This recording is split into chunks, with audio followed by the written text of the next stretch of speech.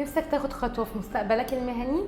يبقى اختيارك لازم يكون من أقسام التدريب اللي بتكون بإشراف من وزارة العمل في أهرام مصر، المرخصة من الوزارة برقم 42 لسنة 2024.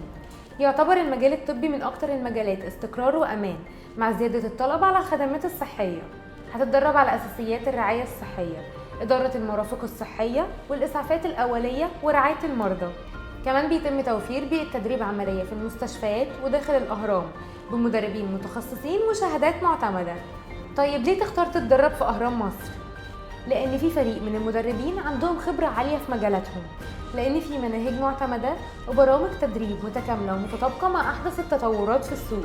ده غير التدريب العملي اللي بيوفر للمتدربين إن هم يطبقوا كل اللي اتعلموه في بيئة واقعية، وبيقدر من خلالها إنه يكتسب خبرة كبيرة في المجال في أقل وقت.